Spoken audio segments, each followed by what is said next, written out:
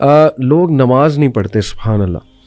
یعنی دے claim to know کہ یس وی لو اللہ، ہمیں پتہ ہے اللہ کون ہے، لیکن ہاؤ کم؟ مجھے نہیں سمجھ آتی. اگر میں اپنے آپ کو دیکھوں، ٹو بی آنیسٹ، میں جب نماز نہیں پڑھتا تھا میرے کانسیپٹس نہیں ٹھیک تھے. مجھے ایسا لگتا تھا کہ نماز شاید جو 1-2 ہی پڑھ لو بس کافی ہے، اللہ کا لو اتنا زیادہ ہے، انفائنائٹ ہے، اللہ معاف کر دے گا. مطلب میں اپنی بات کر رہا ہوں. بٹ اللہ نے ایک ریزن بتائی ہے، میں آپ کے سامنے وہ ریزن رکھتا ہوں. سورہ قیامہ کی آیت نمبر 31 ہے، فلا صدق ولا صلی ولکن کذب وتولی. اللہ کہتے ہیں کہ مگر اس نے نہ سچ مانا اور نہ نماز پڑھی. میں سمجھتا ہوں کہ کہیں نہ کہیں جو نماز نہیں پڑھ رہا ہے نا، مجھے ایسا لگتا ہے کہیں نہ وہ اس کو شک ہے ایگزیکٹلی کہ پتہ نہیں اسلام ٹھیک ہے کہ نہیں ہے، یا اس کا فائدہ کیا ہے نماز کا.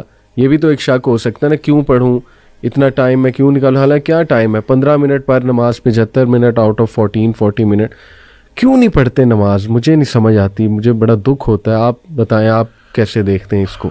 علی بھائی آپ نے نوٹ کیا اسی آیت میں اللہ تعالیٰ کہہ رہے ہیں فلا صدق ولا صلی ولکن کذب وتولی. اللہ تعالیٰ اتنا ہی فرما دیتے نا کہ وہ سچا نہیں ہے، سچ نہیں بولتا اور نماز نہیں پڑھتا، تو میننگ وڈ بی سفیشینٹ. اللہ نے آگے کیا فرمایا؟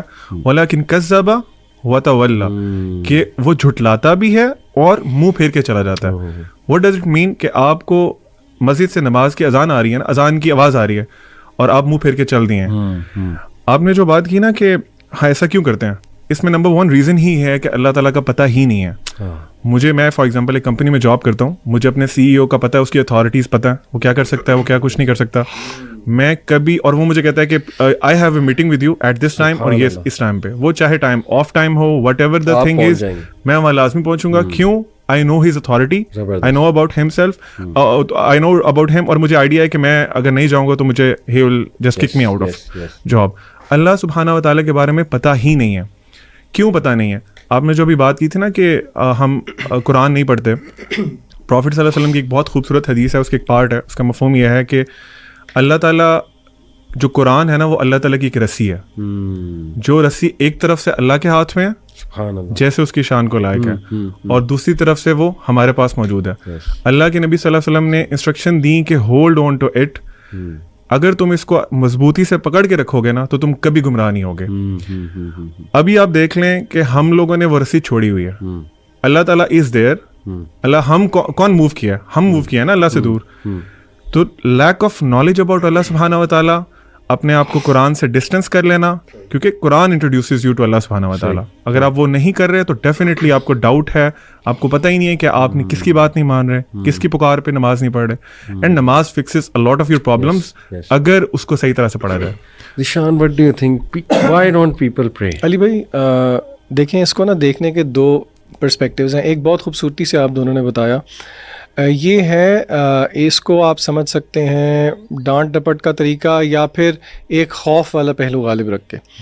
دوسرا پہلو آپ اس کو میں کوشش کروں گا سمجھانے سے اللہ تعالیٰ کے ایک نام سے، الوہاب سے. میں آپ کو مثال دیتا ہوں.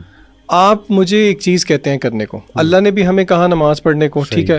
آپ نے فرض کریں مجھے کوئی چیز کہا کہ بھئی یہ کرو، اچھا 2 وجوہات ہو سکتی ہیں کہ میں وہ ایک کام کروں. آپ نے جو مجھے کہا، ایک تو یہ ہے کہ مجھے آپ سے ڈر ہے اور آپ کا خوف ہے، اور اس کے کانسیکوینسز ہیں جو کہ مجھے فیس کرنے پڑیں گے، جس کا مجھے پتا ہو، وچ از ون آف دا ویز کہ ہم وہ کام کر سکتے ہیں.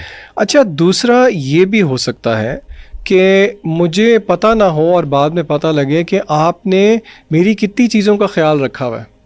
مثلاً میری فار ایگزامپل جاب نیچر اس طرح کی ہے کہ مجھے باہر جانا پڑتا ہے شہر سے، مجھے پتہ ہی نہیں ہے، اور آپ جو ہے نا، میں یہ سمجھتا ہوں کہ میرے گھر پہ ساز و سامان کوئی اور لے کے آتا ہے، لیکن مجھے بعد میں پتہ لگتا ہے کہ یہ جتنی چیزیں دے رہے ہیں یہ آپ دے رہے ہیں. میرے دل میں کیا جذبات پیدا ہوں گے مجھے بتائیں؟ شکر گزاری کے جذبات پیدا ہوں گے؟ بالکل ہوں گے. آپ اس اعتبار سے واہب ہیں. عربی میں واہب کہتے ہیں گیور کو. اللہ کا نام ہے الوہاب.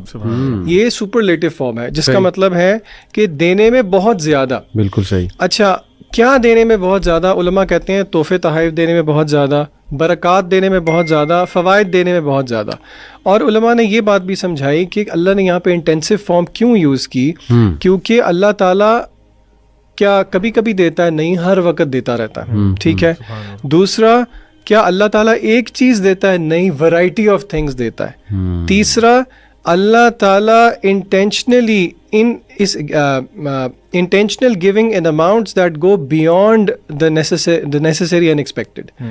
تو اگر بندہ یہی سوچنا شروع کر دے کہ اللہ تعالیٰ کی کتنی مہربانیاں ہیں میرے پہ، تو پھر کیا بندے کو شکر گزاری میں نہیں نفل میں کھڑا ہونا چاہیے؟ جس طرح کہ رسول اللہ صلی اللہ علیہ وسلم سے صحابہ نے پوچھا، یا رسول اللہ آپ کے اگلے پچھلے سارے گناہ معاف ہیں، آپ کیوں اتنا لمبا قیام کرتے ہیں کہ آپ کے پیر بھی میں سوجن آ جاتی ہے؟ آپ صلی اللہ علیہ وسلم کا کیا جواب تھا کہ کیا میں اپنے اللہ کا شکر گزار بندہ نہ بنوں؟